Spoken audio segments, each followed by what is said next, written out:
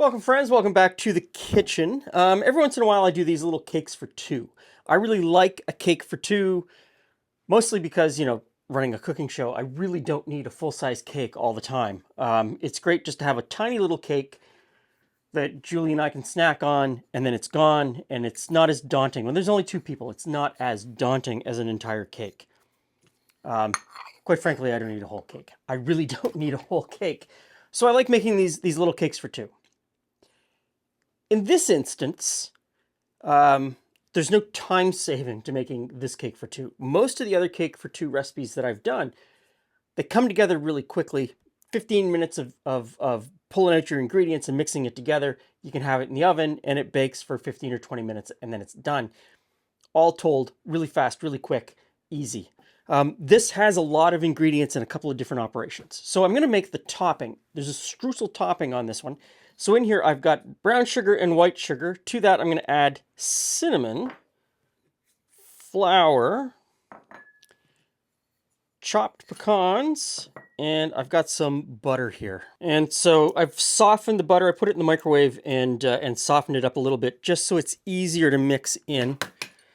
You could completely melt the butter for this operation if you wanted to. And we'll just kind of mix this together until you've got a nice crumbly streusel topping mixture. Okay, I think that looks pretty good. So we'll set that aside. Now we're going to deal with the flour and the dry ingredients. So I have flour. To that I'm going to add cinnamon, salt, baking soda, and baking powder. And we'll just give that a little bit of a mix. Because I'm mixing these cakes by hand in a bowl with a spoon or a whisk, I actually take more time to mix together my dry ingredients than I normally would when I've got a stand mixer out here on the counter. When I've got the stand mixer out, I just sort of give it a quick spin and I'm done because I know that the stand mixer is going to fully incorporate everything. Working by hand with a whisk, take your time and mix that together really well. So now on to the other ingredients. First in, brown sugar, white sugar, some softened butter, although it's kind of cold out here in the studio today.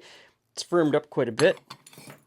Now I'm going to get in there with a whisk, and it doesn't take much to get it whisked together. That's looking pretty good. So now I need 3 tablespoons of yogurt, and I'm using plain unflavored yogurt, and this is yogurt that just has 2 ingredients, milk and bacteria. So 3 tablespoons, and I really like these cakes with yogurt. They stay moist, they've got a nice texture, a really great texture, and an excellent flavor.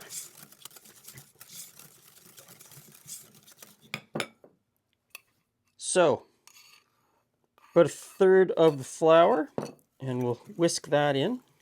And the last of the flour. Yogurt and buttermilk are kind of analogous in this case. They do essentially the same thing in a cake batter. Flavor, that tangy, acidic flavor, but also all of the other flavors that come from a fermented milk product. They bring an acid, which activates, in this case, the leavening, but it also brings a tenderness to the crumb. Really good cake additions. That's really good. That's really good. Okay, so I've got a 6-inch cake pan. I have greased it, buttered it, and put a parchment disc in the bottom. So I'll transfer the batter into the pan.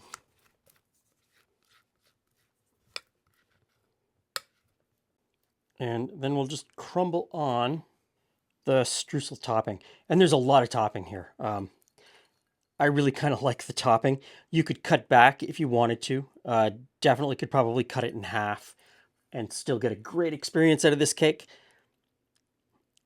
I maybe go a little bit overboard with this. Now, the oven is preheated, 350 degrees.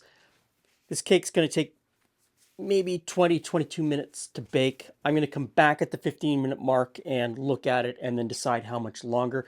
Of course, your oven is going to be different than my oven, so keep an eye on it.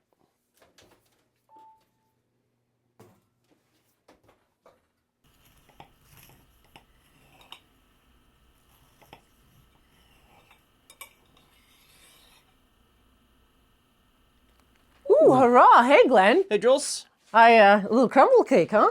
Little crumble, kind of a spice crumble cake. Lots of crumble. I do like crumble. You know, there was a point when I was a little kid, and I can't, like, for, like, apple crumble and, like, anything that had crumble, I always liked the crumble best. And I would eat all the crumble and then just leave whatever else behind. Because, you know, who doesn't like sugar and butter? Mm-hmm. Just, you know. Mm-hmm. And pecans. I put pecans in this one.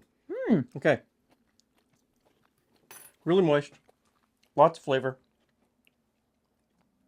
You can put little apple chunks in it. Definitely. Got lots of crumble. Wahaha. This is a cake in North America that could be called a coffee cake. And for our European viewers who are saying, there's no coffee in it. No, there's no coffee in it. In North America, a coffee cake is eaten with coffee. With your coffee. It doesn't have coffee in it. I know that's a hard one to wrap your head around because, you know. It's just the way it is, It's though. just the way it is. Language, it's a funny thing. That's a really good cake. That's all you can say about it. Okay. It's a really good cake. Enjoy. Thanks for stopping by. See you again soon.